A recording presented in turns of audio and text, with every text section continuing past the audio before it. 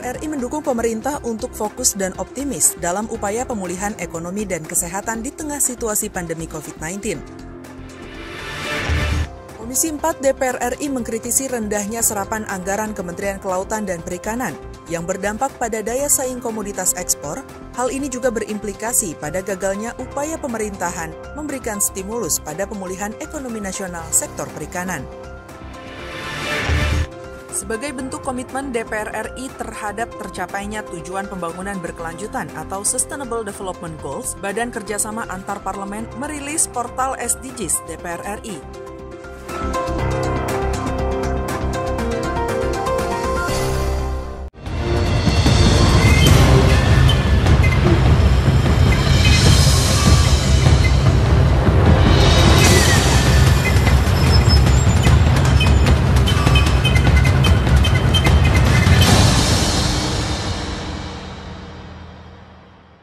Halo, apa kabar pemirsa TVR Parlemen? Tentunya berjumpa lagi bersama kami di Suara Parlemen edisi Kamis 26 Agustus 2021 bersama saya Rina Reski dan rekan saya. Dan dengan saya Subki Abdul. Dan kami akan memberikan informasi terkait kinerja dan juga dinamika anggota DPR RI di dalam Suara Parlemen. Ya, ini apa kabar hari ini? Baik, Uki gimana kabarnya? Alhamdulillah baik juga, semoga pemirsa di rumah juga dalam keadaan baik. Walaupun masih dalam pandemi COVID-19 ini, pastikan juga pemirsa selalu menggunakan masker dan juga selalu mencuci tangan dengan menggunakan hand sanitizer maupun juga air sabun di air mengalir. Pastikan juga nih pemirsa di rumah selalu menjaga jarak atau juga physical distancing dan juga selalu jauhi kerumunan. Kalau bisa di rumah aja karena kita masih dalam PPKM. Level 3 itu tadi Uki. Maskernya wajib harus pakai 2 ya. Betul. Itu tadi. Walaupun kita sudah zona hijau dengan terbentuknya herd immunity di Jakarta ini, tapi tetap kita harus menjaga jarak bertemu dengan siapapun, ya kan? Karena memang nih, jangan karena sudah zona hijau dan jangan karena terbentuknya herd immunity kita langsung lolos. Betul, ini prokes harus tetap dilaksanakan dan juga terkait dengan bagaimana juga mungkin sebagian daerah lain. Kalau misalnya tadi ini menyatakan di Provinsi DKI Jakarta sudah ada terbentuk herd immunity karena angka vaksinasinya juga sudah cukup tinggi. Kita harapkan ini kalau misalnya terkait dengan distribusi vaksinasi juga di sejumlah daerah di tanah air juga bisa segera terdistribusi dengan baik sehingga nantinya herd immunity juga bisa tercapai di sejumlah daerah lainnya bukan hanya di DKI Jakarta saja. Kita tidak akan membahas terkait dengan vaksinasi dan juga COVID-19. Kita akan membahas ini soal keuangan terkait dengan bagaimana penerimaan pajak yang menurun. Tapi nanti di segmen akhir sebelumnya saya akan membacakan terlebih dahulu informasi yang pertama. Ini pemirsa kepada Anda terkait dengan DPR RI yang dukung pemerintah fokus pulihkan ekonomi dan juga kesehatan. Ini anggota DPR RI Saleh Patonan Daulay menanggapi pidato kenegaraan Presiden di sidang tahunan bersama MPR, DPR dan juga DPD RI. Saleh menuturkan bahwa pidato yang disampaikan Presiden Joko Widodo menunjukkan rasa optimisme untuk keluar dari kesulitan akibat dampak pandemi COVID-19. Dan selain itu juga ini dari sisi APBN, Saleh menilai asumsi pertumbuhan ekonomi tahun 2022 sebesar 5 hingga 5,5% merupakan rentang yang potensial untuk dapat dicapai. Seperti apa informasinya berikut kita simak bersama. DPR RI mendukung pemerintah untuk fokus dan optimis dalam upaya pemulihan ekonomi dan kesehatan di tengah situasi pandemi COVID-19. Hal tersebut disampaikan anggota DPR RI Saleh Patonan Daulay menanggapi pidato kenegaraan Presiden di sidang tahunan bersama MPR, DPR, dan DPD RI. Saleh menuturkan, pidato yang disampaikan Presiden Joko Widodo menunjukkan rasa optimisme untuk keluar dari kesulitan akibat dampak pandemi COVID-19. Selain itu dari sisi APBN, Saleh menilai asumsi pertumbuhan ekonomi tahun 2022 sebesar 5 hingga 5,5% merupakan rentang yang potensial untuk dapat dicapai. Asumsi-asumsi yang disampaikan oleh Presiden ini sangat optimis. Di tengah situasi pandemi yang seperti ini, misalnya pertumbuhan ekonomi kita masih dipatok antara 5,5%. Satu hal yang sangat baik ya, menumbuhkan optimisme dari semua pihak. Para investor, para pengusaha, dan juga dunia usaha kita secara umum, itu diharapkan melihat ini sebagai sesuatu peluang. Saleh menambahkan dalam menyeimbangkan pemulihan kesehatan dan ekonomi di tengah pandemi, perlu adanya kerjasama lintas kementerian maupun seluruh elemen masyarakat. Selain itu, pemulihan kesehatan menjadi kunci utama untuk pemulihan ekonomi yang berkelanjutan. Dalam konteks inilah maka saya lihat Presiden juga mengakui bahwa perlu kerja keras dan perlu kerjasama dari semua elemen masyarakat kita untuk menumbuhkan terutama dunia kerja sehingga ada keseimbangan antara penanganan kesehatan dan juga pemulihan ekonomi nasional. Fitian dan Ridwan, TVR Parlemen melaporkan.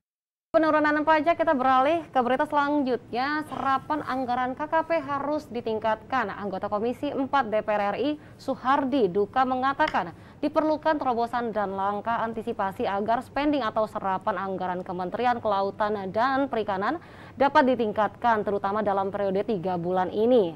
Suhardi pun mendorong adanya perbaikan sistem pengadaan dan operasional, serta manajemen keuangan. Komisi 4 DPR RI mengkritisi rendahnya serapan anggaran Kementerian Kelautan dan Perikanan yang berdampak pada daya saing komoditas ekspor. Hal ini juga berimplikasi pada gagalnya upaya pemerintahan memberikan stimulus pada pemulihan ekonomi nasional sektor perikanan. Anggota Komisi 4 DPR RI mengatakan diperlukan terobosan dan langkah antisipasi agar spending atau serapan anggaran Kementerian Kelautan dan Perikanan dapat ditingkatkan, terutama dalam periode 3 bulan terakhir. Suhardi pun mendorong adanya perbaikan sistem pengadaan dan operasional serta manajemen keuangan yang lebih baik di internal KKP. Saya kira ada mismanagement di sana. Katakanlah dirjen tangkap yang daya serapnya sangat rendah. Ada beberapa dirjen yang lain yang juga memiliki daya serap rendah. Ini perlu dievaluasi. Kalau emangnya tidak mampu menjalankan tugasnya dengan baik, saya kira tidak salah kalau diganti. Anggota Komisi 4 DPR RI Johan Rosihan menyarankan KKP memberikan perhatian penuh pada langkah-langkah percepatan realisasi anggaran yang mendukung pencapaian sasaran strategis dari sektor hulu hingga hilir. Johan menilai dukungan anggaran pada sektor hulu dan hilir masih sangat rendah, sehingga membuat produk ikan tangkap dalam negeri kalah saing di pasar ekspor. Kondisi ini dikhawatirkan dapat menghambat upaya peningkatan produksi perikanan dan upaya pengurangan kemiskinan nelayan. Kita bisa mengekspor ikan dengan volume yang lebih besar dibanding dengan Vietnam. Nah, tetapi dari sisi nilai ekspornya itu lebih tinggi Vietnam. Nah, berarti kan daya saing kita punya persoalan di sini. Nah, tolong juga diberikan perhatian proporsional anggaran yang sama gitu antara hulu sama hilirnya. Helmi dan Edo, TVR Parlemen melaporkan. Informasi selanjutnya ini datang dari portal SDGs DPR RI yang komitmen target pembangunan berkelanjutan 2030. Ketua BKSAP DPR RI Fadlizon menjelaskan SDGs merupakan rencana aksi global yang disepakati para pemimpin dunia, termasuk Indonesia. Berikut kita simak informasi selengkapnya. Sebagai bentuk komitmen DPR RI terhadap tercapainya tujuan pembangunan berkelanjutan atau Sustainable Development Goals, Badan Kerjasama Antar Parlemen merilis portal SDGs DPR RI.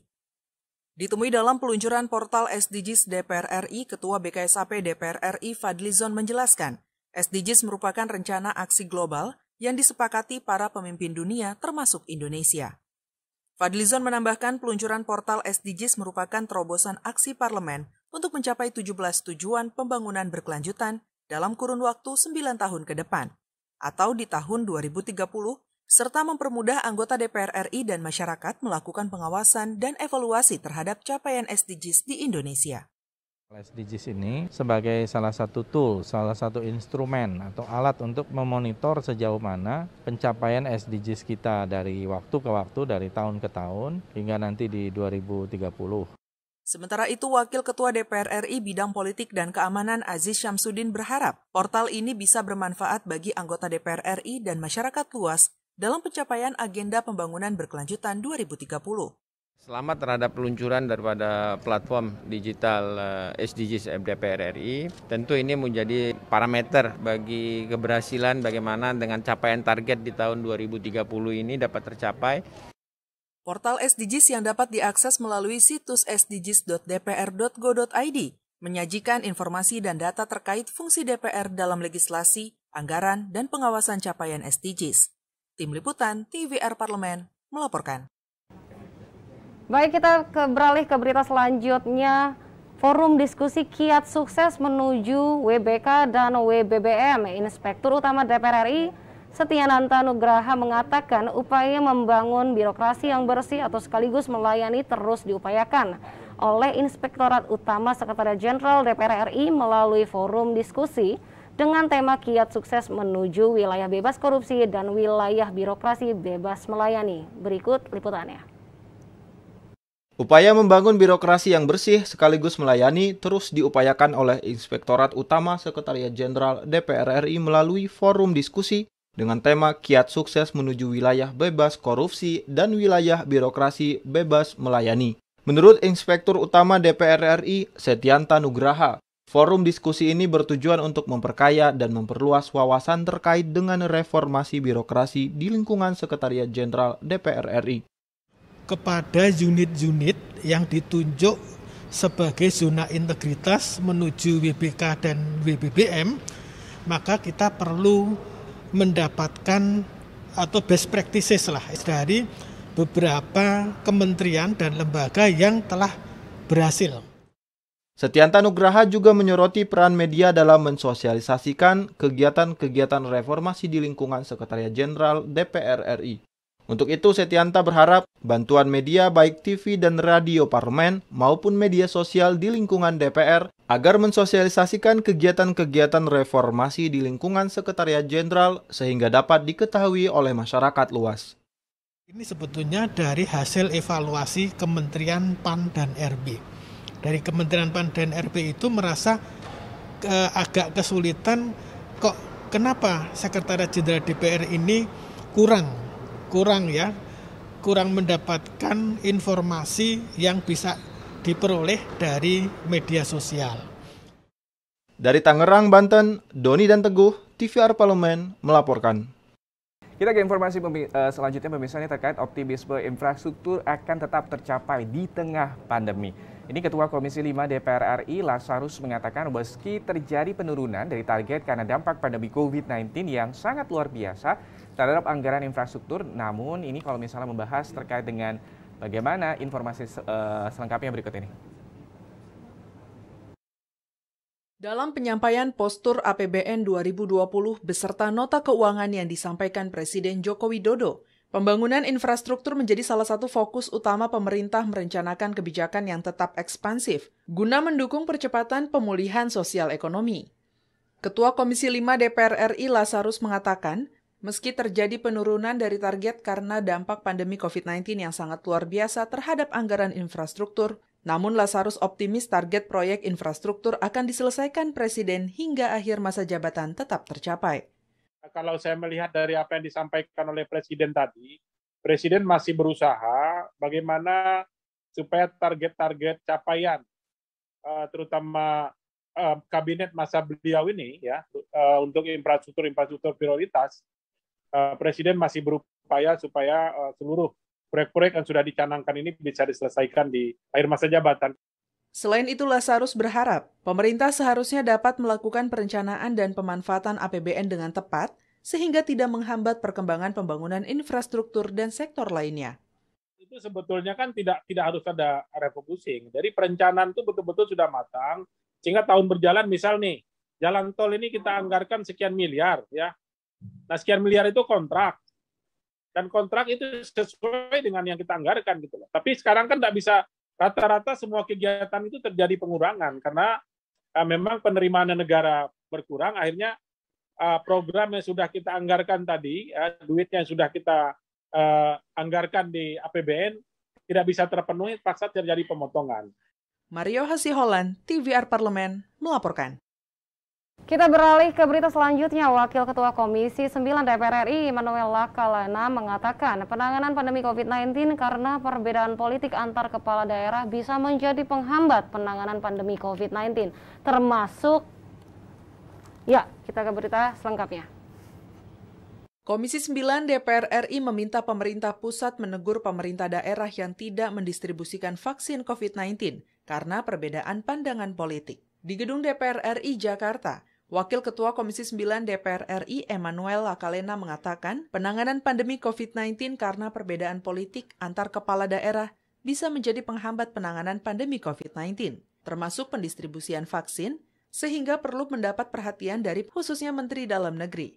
Kesadaran dari segenap pimpinan daerah untuk mengedepankan aspek kemanusiaan dalam era pandemi COVID ini, sehingga isu-isu yang lain, ya, isu politik, isu ekonomi, itu jangan sampai dia lebih tinggi atau malah lebih dominan dibanding isu kemanusiaan. Sementara itu, anggota Komisi 9 DPR RI Saleh Partaunan menekankan vaksinasi dilakukan atas dasar kesehatan masyarakat dalam penanganan pandemi COVID-19. Jika ada kepala daerah yang menghambat program vaksinasi karena pertimbangan politik, tentunya sangat jauh dari semangat program vaksinasi nasional.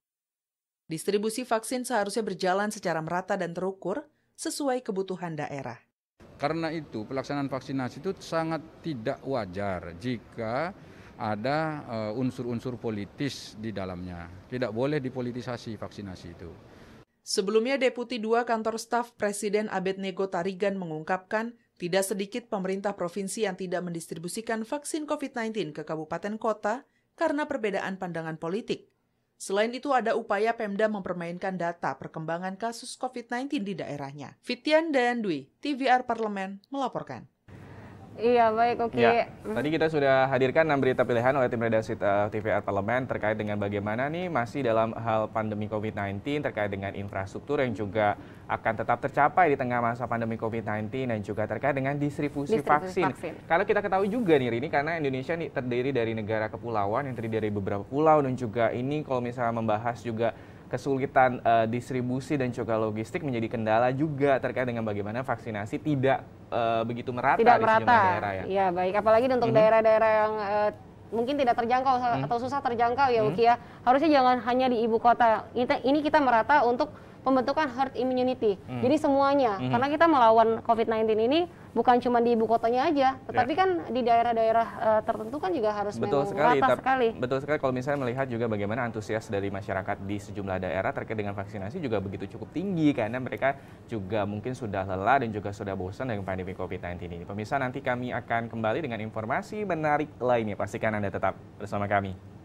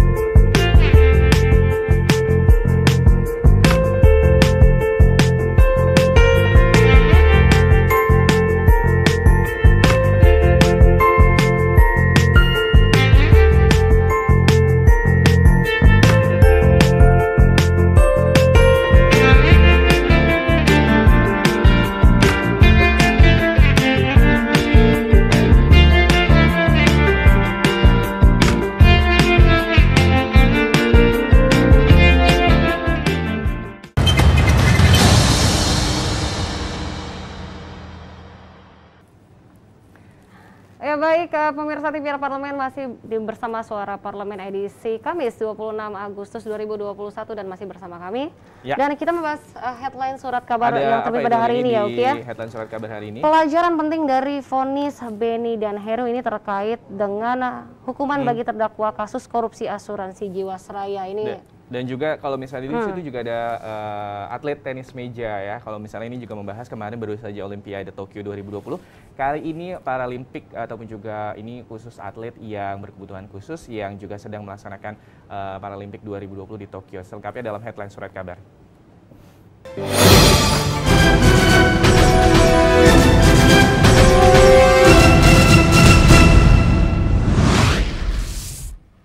Ini pelajaran penting dari vonis Beni dan juga Heru. Mahkamah Agung memperkuat putusan pengadilan sebelumnya yang menjatuhkan vonis seumur hidup kepada Beni Cokro Saputro, Dirut PT Hansen International dan juga Heru Hidayat, Komisaris Utama PT Trada Alam Minera.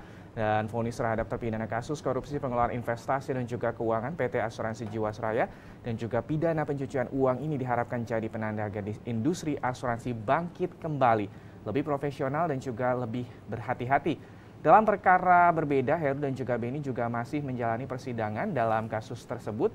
Dan seperti kalau misalnya kita membahas terkait dengan bagaimana nih pelajaran penting dari vonis Beni dan juga Heru ini ya, menjadi headline surat kabar di Harian Kompas pada hari ini. Seperti itu. Ya itu melihat dari terdakwa, dua terdakwa ini sebenarnya ada 6 terdakwa ya Uki ya, tetapi Beni dan Heru ini sudah didakwa dengan seumur hidup. Betul sekali. Ini dengan juga ada uang pengganti juga, dan uang pengganti yang untuk Beni 6 triliun dan untuk Heru Hidayat 10,7 triliun. Wah, cukup angka. Tapi itu tetap belum terbayar ya, saya rasa ya Uki ya. Ya, ini juga semoga menjadi pelajaran juga bagi para penegak hukum bagaimana ini kalau terkait dengan bagaimana asuransi yang juga sudah dibayarkan oleh sejumlah masyarakat terkait dengan bagaimana ini dugaan kasus dugaan korupsi pengeluaran keuangan dan juga dana investasi pada PT Asabri dan juga dugaan pencucian uang. Selengkapnya Anda bisa membaca di Harian Surat Kabar Kompas. Pada hari ini kami nanti akan masih memberikan informasi menarik lainnya, pastikan Anda tetap bersama kami.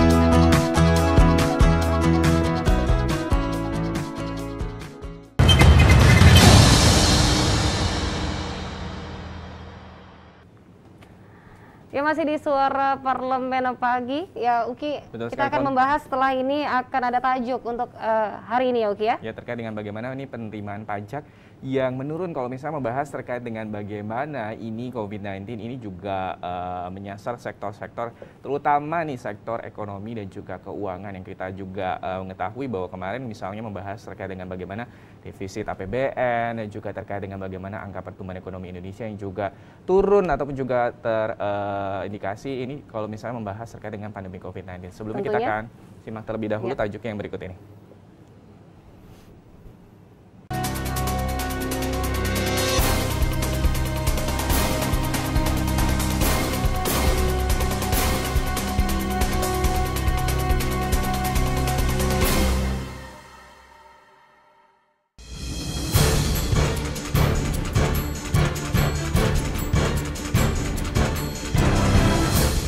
Kementerian Keuangan menyatakan penerimaan pajak pada semester 1 2021 hilang 48,74 triliun karena pemerintah memberikan ragam insentif pajak untuk bidang kesehatan dan dukungan dunia usaha.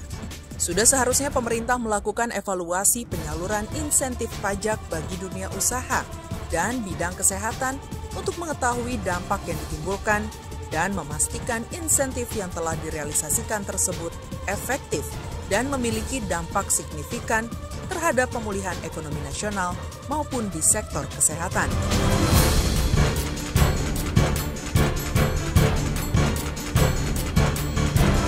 Pemerintah juga harus mengkaji dan mempertimbangkan penambahan golongan tarif pajak penghasilan atau PPh orang pribadi yang berpenghasilan tinggi sebagai penambahan sumber penerimaan pajak, sekaligus pengurangan ketimpangan ekonomi yang saat ini semakin melebar.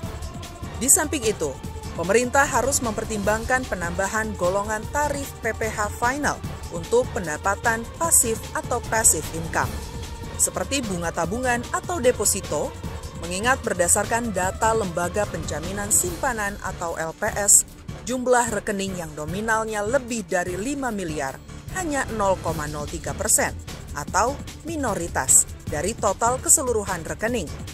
Namun, nilai nominalnya mendominasi total simpanan sebesar 49,1%.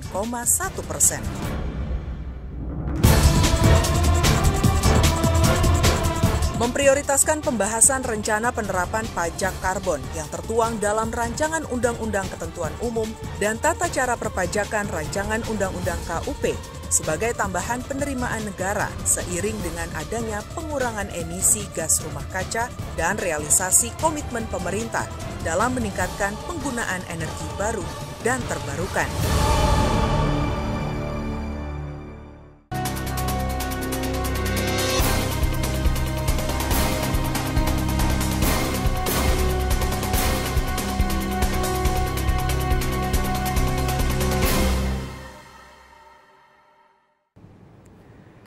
Kembali dalam Suara Parlemen dan kita membahas terkait dengan tajuk utama pada hari ini, penerimaan pajak yang menurun. Ini Menteri Keuangan Sri Mulyani Indrawati mengungkapkan bahwa potensi penerimaan pajak pada semester 1 tahun 2021 hilang 48,74 triliun rupiah. Hilangnya potensi tersebut ini disebabkan karena beberapa hal terkait dengan bagaimana pemerintah memberikan ragam insentif pajak untuk bidang kesehatan dan juga dukungan dunia usaha. Insentif pajak untuk bidang kesehatan yang diberikan mencapai 3,64 triliun, sementara insentif dunia usaha mencapai 45,1 triliun rupiah. Dan ini kalau misalnya membahas terkait dengan bagaimana ini penerimaan pajak pada semester 1 juga hilang. Ini kalau misalnya insentif juga diberikan kepada kesehatan dan juga terkait dengan dunia usaha. Dan sementara itu secara rinci ini terkait dengan bagaimana juga kalau misalnya ini dari analisis terkait dengan kebijakan fiskal counter-cyclical yang diterapkan pemerintah dalam masa pandemi COVID-19 ini juga membutuhkan dukungan pendapatan negara yang optimal. Terkait dengan penerimaan pajak di luar penerimaan cukai, bea masuk dan juga bea keluar masih menjadi tumpuan utama dari pendapatan negara dengan kontribusi berkisar 41,3%. Dan secara rinci ini insentif kesehatan sebesar 3,64 triliun rupiah dan diberikan untuk pembebasan pajak dari barang yang dibutuhkan selama pandemi COVID-19 meliputi pajak DTP dan juga pajak non-DTP. Dan pengadaan 53,91 juta dosis vaksin dan juga 3 alat kesehatan terbesar seperti PCR, masker, dan juga obat-obatan lainnya. Selain itu ini juga ada insentif pajak yang dunia usaha diberikan untuk mendukung daya tahan selama pandemi COVID-19. Insentif PPh 21 ini misalnya diberikan untuk meningkatkan daya beli masyarakat sebanyak 90.858 pemberi kerja menikmati insentif ini dengan nilai total mencapai 1,63 triliun rupiah. Dengan beberapa insentif tersebut, ini penerimaan pajak sepanjang tahun 2021 akan lebih rendah nih pemirsa. Termasuk dipengaruhi oleh PPKM ini pada semester 2 tahun 2021. Penerimaan pajak semester 2 diproyeksi mencapai 92,9% atau tumbuh 6,6%. Tapi pertumbuhan itu masih tertahan jika dibandingkan dengan semester pertama pada tahun 2021. Seperti itu. Ini juga pemirsa. Itu tadi kita berbicara tentang penurunan pajak selama masa pandemi. Kita melihat memang untuk pendapatan dari APBN sendiri memang banyak sekali ya dana-dana yang digeloncorkan pemerintah ya ya selama masa pandemi ini. Tapi ya menurut kamu itu baik gak sih untuk di masa pandemi ini? Ya kalau misalnya kita melihat nih dengan sejumlah kebijakan yang juga dilakukan oleh pemerintah untuk bagaimana nih antara pemilihannya antara kesehatan dan juga ekonomi, kita harapkan pastinya dengan adanya kebijakan maupun juga insentif ini setidaknya bisa mengurangi beban masyarakat yang tertimpa terkait dengan bagaimana pandemi COVID-19.